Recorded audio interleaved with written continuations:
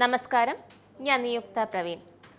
രാജ്യത്തെ ആകെ ഞെട്ടിച്ച ക്രൂരമായ ഭീകരാക്രമണമായിരുന്നു പഹൽഗാമിൽ നടന്നത്. ആക്രമണത്തിന്റെ ഉത്തരവാദിത്തം പാകിസ്ഥാൻ പിന്തുണയ്ക്കുന്ന TRF എന്ന സംഘടന ഏറ്റെടുത്തു കഴിഞ്ഞു. എന്നിട്ടും ഞങ്ങളൊന്നും അറിഞ്ഞില്ലേ രാമനാരായണ എന്ന മട്ടാണ് പാകിസ്ഥാന്. ഈ വിഷയത്തിൽ പാകിസ്ഥാന്റെ ആദ്യ പ്രതികരണമാണ് പുറത്തു വരുന്നത്. പ്രതികരണം കേട്ടാൽ തന്നെ അറിയാം കപടവും പച്ചക്കള്ളവുമാണെന്നുള്ളത്. നമുക്ക് ആദ്യം അവർ എന്താണ് പറഞ്ഞതെന്ന് നോക്കാം. ജമ്മു കാശ്മീരിലെ അനന്ത്നാഗ് ജില്ലയിൽ നടന്ന ആക്രമണത്തിൽ വിനോദസഞ്ചാരികളുടെ ജീവൻ നഷ്ടപ്പെട്ടതിൽ ഞങ്ങൾ ആശങ്കാകുലരാണ്. മരിച്ചവരുടെ അടുത്ത ബന്ധുക്കളെ ഞങ്ങൾ അനുശോചനം അറിയിക്കുന്നു. പരിക്കേറ്റവർ വേഗത്തിൽ സുഖം പ്രാപിക്കട്ടെ എന്ന് ആശംസിക്കുകയും ചെയ്യുന്നു. ഇതാണ് പാകിസ്ഥാന്റെ പ്രസ്താവന. ശരി, അനുശോചനത്തിന് നന്ദി. നിങ്ങളുടെ കപട സ്നേഹവും കരുതലും ആർക്കും മനസ്സിലാകുന്നില്ലെന്ന് കരുതരുത്. കാശ്മീരിൽ പിഴിഞ്ഞ ഓരോ ജീവനും നിങ്ങൾ ആഹ്ലാദിക്കുകയാണ്. അത് മൂടിവെച്ച് ഒരു അനുശോചനം. ഇവർക്ക് ഈ ആക്രമണത്തിൽ ഒരു പങ്കുമില്ലെങ്കിൽ പിന്നെ എന്തിന് ഇന്ത്യയെ ഭയക്കണം? പാകിസ്ഥാൻ വ്യോമ പ്രതിരോധ നിരീക്ഷണ ശേഷികൾ വർദ്ധിപ്പിക്കുന്നതിനായി അവരുടെ airborne warning and control systems സജീവമാക്കിയിട്ടുണ്ട് എന്ന റിപ്പോർട്ടുകൾ നേരത്തെ തന്നെ വന്നിരുന്നു. അതായത് പേടി, തിരിച്ചടി കിട്ടില്ലേ എന്ന ഭയം. പഹൽഗാം ഭീകരാക്രമണവുമായി പാകിസ്ഥാന് യാതൊരു ബന്ധവുമില്ല. എല്ലാത്തരം ഭീകരതയും ഞങ്ങൾ നിരാകരിക്കുന്നു എന്ന് പറഞ്ഞുകൊണ്ട് പാകിസ്ഥാൻ പ്രതിരോധ മന്ത്രി ഖ്വജ ആസിഫ് രംഗത്ത് വന്നിരുന്നു. അതുകൊണ്ടാണോ ജെയ്ഷെ മുഹമ്മദ്, ലഷ്കർ ഇ തൊയ്ബ ഉൾപ്പെടെയുള്ള സംഘടനകൾ പാകിസ്ഥാനിൽ വേര് ഉറപ്പിച്ചിരിക്കുന്നത്? സ്വന്തം തെറ്റ് മറച്ചു വെക്കുന്നതോ പോട്ടെ, അത് ഇന്ത്യയുടെ മണ്ടയിൽ കെട്ടിവെക്കാനാണ് പാകിസ്ഥാൻ നോക്കുന്നത്. ഞാനിത് പറയുമ്പോൾ നിങ്ങൾക്ക് സംശയം തോന്നാം, എങ്ങനെയാണ് ഇന്ത്യയുടെ തലയിലെ ആക്രമണം കെട്ടിവെക്കുന്നതെന്ന്. പാകിസ്ഥാൻ പറഞ്ഞ ന്യായങ്ങൾ ആദ്യം പറഞ്ഞുതരാം.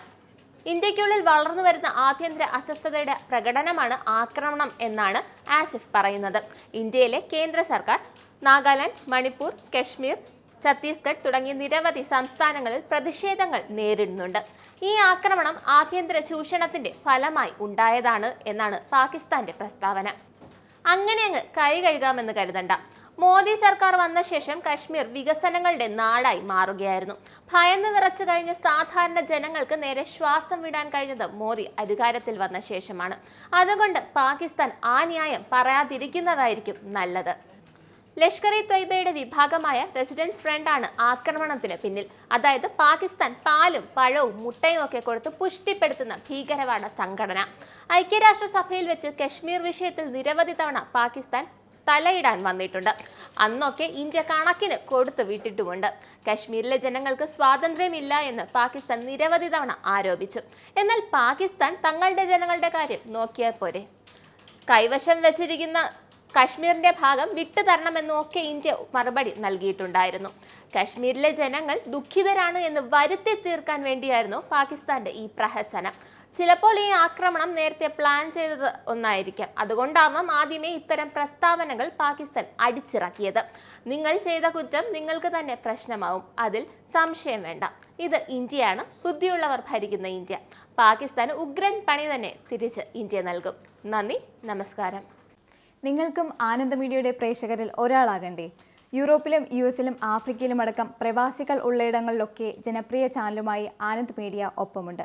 ഏഷ്യാനെറ്റ് ഫ്ലവേഴ്സ് അടക്കം നിങ്ങളുടെ വിരൽത്തുമ്പിലെത്തും. ആദ്യം റോക്കു ബോക്സ് സ്വന്തമാക്കുക. അതിൽ നിന്നും ആനന്ദ് മീഡിയ ആപ്ലിക്കേഷൻ ഡൗൺലോഡ് ചെയ്യുക, ഇൻസ്റ്റാൾ ചെയ്യുക. എന്നിട്ട് 02085866511 എന്ന നമ്പറിൽ ഞങ്ങളുടെ കസ്റ്റമർ കെയറിൽ ബന്ധപ്പെടുക. അല്ലെങ്കിൽ +91 735 660 3747 എന്ന നമ്പറിൽ വാട്സപ്പ് ചെയ്യുക. ആനന്ദ് മീഡിയയുടെ സേവനങ്ങൾ സ്വന്തമാക്കുക. മറ്റു ചാനലുകൾക്കൊപ്പം ആനന്ദ് TVയും എൻജോയ് ചെയ്യുക.